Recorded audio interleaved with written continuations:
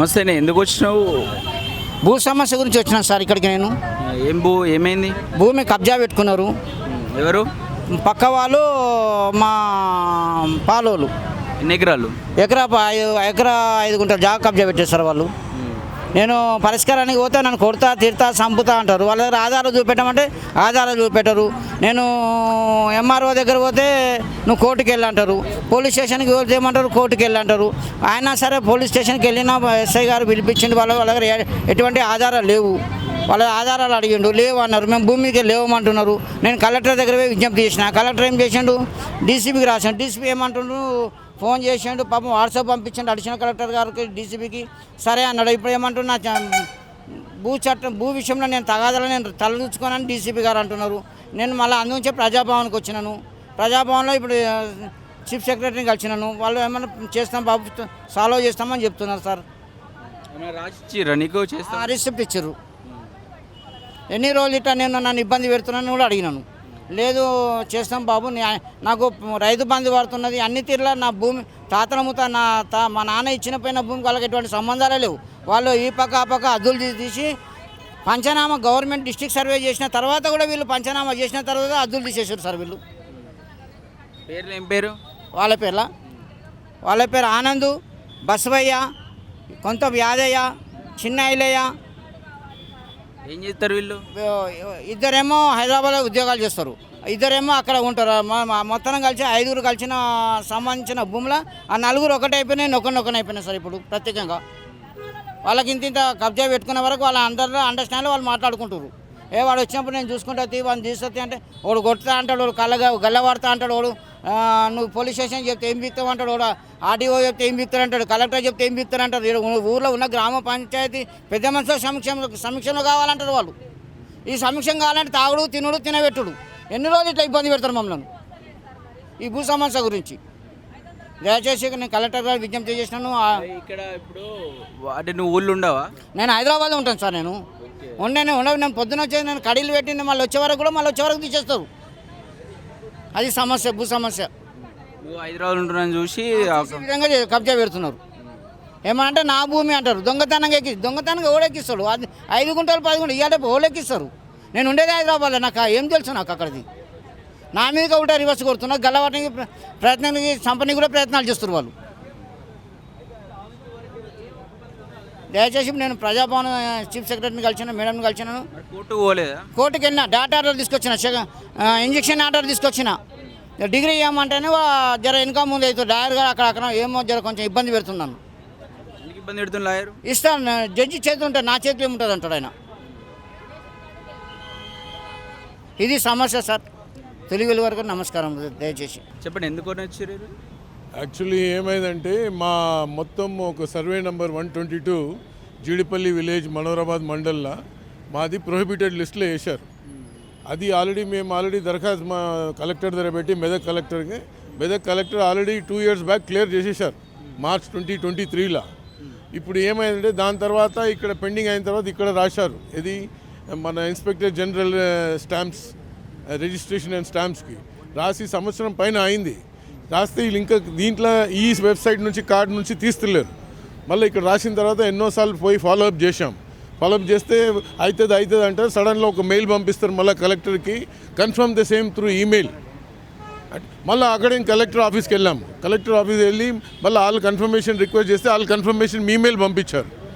దాన్ని కూడా వీళ్ళు రెస్పాండ్ కాలే.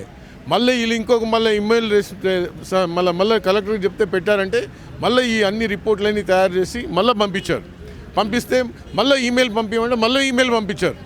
ఇప్పుడు ఫైనల్గా సంవత్సరం అయిన తర్వాత జస్ట్ ఒక 1 month బ్యాక్ ఇంకొక లెటర్ కలెక్టర్కి రాస్తారు. It is been long time now if you submit the report afresh అని రాస్తారు. It is nothing but an harassment by commissioner registration and stamps department. అక్కడ పోయి వచ్చేది అవుతున్నది. మేము ఆల్రెడీ క్లియర్ అయిపోయినాం ధర్నీలా, and already clear why it is not been removed from the stamps and registration. అక్కడ పోతే పట్టించుకోరు, ఎప్పుడు దొరికితే అఫీషియల్స్ దొరకరు. మేము కంప్లైంట్ మీద కంప్లైంట్ పెడుతున్నాం. ఇప్పుడు ప్రజావాణిలో కూడా పెట్టాము. సో మేము ఇప్పుడు వెయిట్ చేస్తున్నాం దీన్ని ఏమవుతుంది. ధరణిలా మాది చేసిన కష్టాలు యాక్చువల్లీ దాంట్లో ప్రొహిబిటెడ్లో పడ్డది. ప్లస్ వాళ్ళే అన్ని ప్రూఫ్ అని రికార్డ్ అన్నీ తీసి ఇది పొరపాటు జరిగింది, it is a patta land only, ఇది వచ్చి ఇది గవర్నమెంట్ ల్యాండ్ కాదని రాసి ఇచ్చారు. ఇది 2010లోనే అయిపోయింది, అది అట్లనే పడి ఉన్నది. మళ్ళీ అగైన్ మేము ఫార్వర్డ్ చేసి 2 years బ్యాక్ మార్చ్ 2023కి కలెక్టర్ క్లియర్ చేశారు. ఎందుకు ఆర్డీఓ రిపోర్ట్ తీసుకొని ఎంఆర్ఓ రిపోర్ట్ తీసుకొని ఇప్పుడు మళ్ళీ అదే ఇప్పుడు నాటకాలు స్టార్ట్ అయింది. మళ్ళీ ఇప్పుడు ఆ ఎంఆర్ఓ రిపోర్ట్ చేస్తురంట, పైసల కోసం ఏమైనా చేస్తురా? పోతే అక్కడ కింద ఉన్న వాళ్ళు పెద్దోళ్ళు అయితే కలవని గాలే, కింద ఉన్న వాళ్ళు ఎప్పుడు పైసలు ఇస్తేనే పని చేస్తున్నారు. ఒక ఫైల్ చూపి అంటే కూడా పైసలు అడుగుతున్నారు. పేర్లు ఏమైనా ఉన్నాయా? ఏమో నాకు పేర్లు పట్టించుకోలే, కానీ వాళ్ళు ఇట్లా మేము చేయండి సార్ తొందరగా అయిపోతుంది అని ఇండికేషన్ ఇస్తారు. అది ఎవరి మూలంగా జూనియర్ లెవెల్లో పైన నుంచి కింద వాళ్ళకి చెప్తున్నారో ఏమో, దాని మాత్రం ప్రూఫ్ లేదు. కానీ జస్ట్ ఒక కాపీ అడిగినప్పుడే నిన్నైతే పైసలు అడుగుతుర్రు. అడిగిండ్రు ఈ కాపీ తీసుకున్నప్పుడే పైసలు అడిగిండ్రు. కలెక్టర్ ఆఫీస్ కాదు నేను చెప్పేది, కమిషనర్ రిజిస్ట్రేషన్ అండ్ స్టాంప్స్ మొజాంజాయ్ మార్కెట్లో అక్కడ పోయి ఒక ఈమెయిల్ కాపీ అడిగితే కూడా పైసలు లేకుండా ఇస్తలేరు. వాళ్ళు పంపించిన కాపీ అడిగాము, ఈమెయిల్ మీరు పంపించారు కదా కలెక్టర్కి, కాపీ ఇవ్వండి మేము అక్కడ పోయి ఫాలో అప్ చేస్తామంటే అది కూడా రిజిస్టర్ ఎవరున్నారు ఎక్కడ సీనియర్ ఇప్పుడు ఉండరు, అక్కడ సీనియర్ ఉండరు, కలవలేము. ఎప్పుడు లేస్తే సార్ లేరు మీటింగ్లు ఉన్నారు, సార్ లేరు మీటింగ్లు ఉన్నారు. ఇప్పుడు పోయిన వరకు ఎన్నోసార్లు పోయితే పెద్ద ఆఫీసర్ని కలవనీకి వీలే కాలేదు.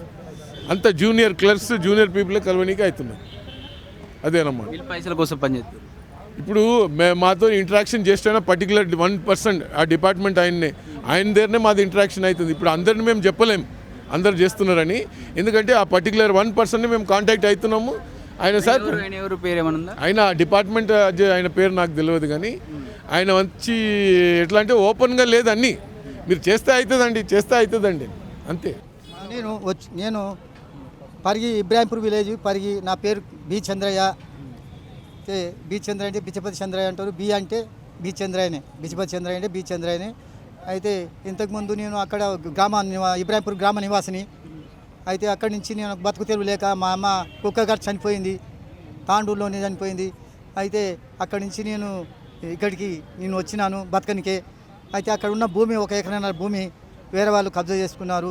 అయితే నా భూమి కబ్జా చేసుకున్నారు. అప్పుడు బటాగి అని చెరసగము కొంత వడ్లు ఇస్తాము, నీకు సగం మాకు సగం అని మాట్లాడుకునే మేము కాగితం రాసుకోలేదు.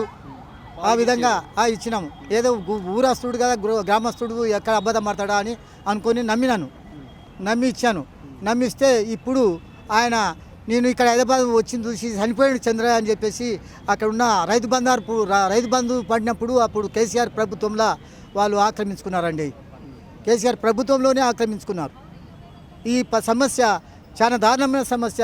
అది దానం ఇచ్చిన భూమి, ఆ దానం ఇచ్చిన భూమిని అమ్మే భూమి కాదు, అది చనిపోయినాడు అని చెప్పేసి నా పేరు చెప్పి చంద్రయ్య ట్రూ కాపీ ఏదో అక్కడ నమ్మించి అక్కడ పట్వారికి ఎంఆర్ఓకు నమ్మించి వాళ్ళు రాపించుకున్నారండి లంచం ఇచ్చి. అది కారణం అక్కడ జరిగిన కారణం. ఎంఆర్ఓని కలిపితే ఏమన్నాడు? ఇప్పుడు సంస్థ కొడితే మాకు తెలియదని ఎంఆర్ఓ అంటున్నాడు. పోలీస్ దగ్గరికి పోతే అయ్యా నీ దగ్గర సరైన కాగితాలు లేవు, అవి లేవు ఇవి లేవు అంటున్నాడు. ఇవన్నీ చూపిస్తూ ఉంటా. చూపిస్తే కూడా పానకలు ఉన్నాయి, రెసిడెంట్ కూడా ఉన్నది. అయ్యా నేను మరి ఇక్కడ ఉన్న ఇబ్రాహింపూర్లో పంచాయతీ ఆఫీస్ నుంచి కూడా లెటర్ ఉన్నది, వాళ్ళు కూడా సాక్షులు ఈ ఊరు ఆయననే అని. మళ్ళీ ఇక్కడ కూడా మెడికల్ షాప్ నుంచి కూడా ఇక్కడ ఎస్ఆర్ నగర్ నుంచి కూడా వాళ్ళు ఇచ్చారు. ఆమె ఎవరు ఉన్నది అందులో ఉన్నది కాగితంలో ఉన్నది. అయితే ఇక రెసిడెంట్ కూడా ఇచ్చారు. ఇక ఈ ఊరు ఆయననే రెసిడెంట్, గ్రామము 50 ఏళ్ళ నుంచి ఉన్న మనిషి మధ్యలో బతకని పోయినంట అని చెప్పినట్టుగా ఇది కూడా ఇచ్చారు, మీ సేవలోనే ఇచ్చారు. అయితే ఈ విధంగా అన్ని చూపించినా కూడా ఆ ఊరు గ్రామస్తులు తెలిసి కూడా లంచం తిన్నందుకు వాందికి మాట్లాడుతున్నారు. గ్రామంలో ఉన్న బాలయ్య బీసీ తెలుగైన బాలయ్య బీసీ, ఆయన నన్ను చెప్పిన మాటలు నమ్మతలేరు. వాళ్ళు అంతా తెలిసి కూడా ఆ సర్పంచ్కి సపోర్ట్ చేస్తూ ఉన్నారు. అయితే ఇప్పుడు నేను ఏం చేయాలి? నా కొడుకు చనిపోయి పచ్చకామెలు వచ్చి చనిపోయాడు తాండూరులో. ఇక్కడ మా భార్య చనిపోయింది, పంచనామా కూడా అయింది. ఇక్కడ కరెంట్ షాక్ వచ్చి చనిపోయింది, మెడికల్ సర్టిఫికేట్ కూడా ఉన్నది ఇక్కడ మారేడుపల్లి పిఎస్లో ఇప్పుడు కూడా ఉన్నది. అయితే ఇవన్నీ అన్యాయం జరిగింది కాబట్టి నాకు న్యాయం చేసే వాళ్ళు లేరు, నా బ్యాక్గ్రౌండ్ కూడా లేదు. కొడుకు కూడా చనిపోయి అడిగేటవాడు కూడా కొట్లాన్ని కూడా ఎవరు లేరు. వాళ్ళు పాలోళ్ళు ఎవరు రారు, చిన్న కొడుకులు. వాళ్ళు నేను బాగుపడితే మాకేమి, ఆయన బాగుపడితే మాకేమి అంటారు వాళ్ళు. అది ఆ పరిస్థితిలో ఉన్నది ఇప్పుడు. కాబట్టి ఇప్పుడు నేను అడిగే వాళ్ళు పోయే వాళ్ళ కాలు మొక్కి సాయం తీసుకోవాల్సి వచ్చింది. ఇప్పుడు అటు పోయే వాళ్ళు దారిలో పోయే వాళ్ళను కాలు మొక్కి నాయన అని సాయం చేసేయండి, మీరు సాయం చేయండి అని ఏడ్చుకుంటా సాయం చేయమని చెప్తున్నాను నేను.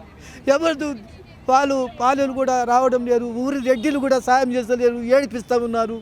దుఃఖంలో ఉంటున్నాను. మా అమ్మ చనిపోయింది, ఇక్కడ భార్య చనిపోయింది, కొడుకు చనిపోయిండు, అన్ని కష్టాలు వచ్చినాయి. కేసీఆర్ చేసిన పనిలో ప్రభుత్వంలో ఇవన్నీ జరిగినాయి, రైతు బంధుల్లో జరిగిన విషయాలు ఇవన్నీ కరెక్ట్గా చెప్తున్నాను. న్యాయస్థానంలో కూడా ఇప్పుడు పోయేది ఉన్నది. ఇప్పుడు పోతున్నాను సబ్కోట్ల వికారాబాద్కు, వాళ్ళు కూడా న్యాయం చేయాలని చెప్పేసి అడుగుతున్నాను నేను.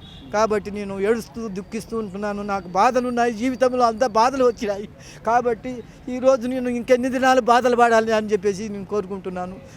ఇక్కడ బల్కంపేట కూడా అమ్మగారికి మొక్కిన ఆ అమ్మగారు శ్రీ రేణుకమాత గారు దయ, మరి జనం యొక్క దయ, ఇక అందరి యొక్క దయ, రేవంత్ రెడ్డి గారికి కూడా దయ కూడా ఉండాలని చెప్పేసి అక్కడ వాళ్ళు ఫీజులు అడుగుతున్నారు.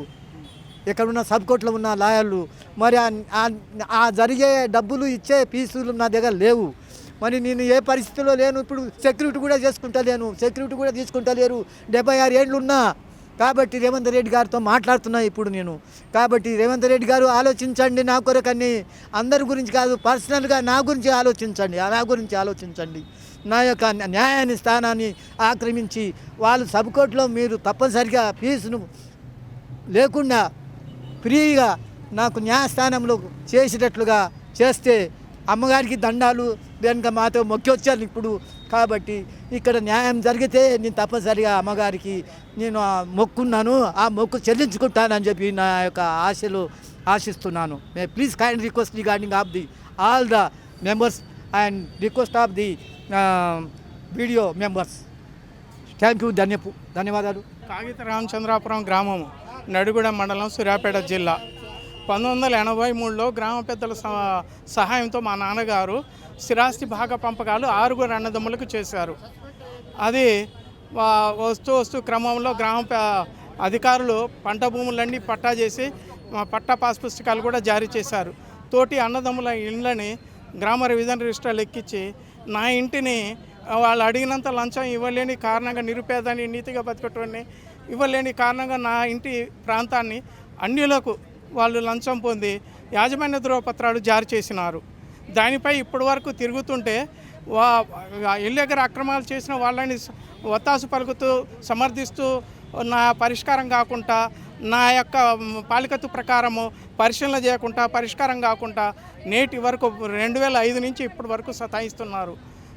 తిరగని కార్యాలయం లేదు, తిరగని అధికారి లేడు. చుట్టూ తిరుగుతూ కొన్ని వందల వేల దరఖాస్తులు సమర్పించిన ఫలితం రాని కారణంగా ఈరోజు మా ప్రజావాణికి వచ్చి దరఖాస్తు పెట్టడం జరిగింది.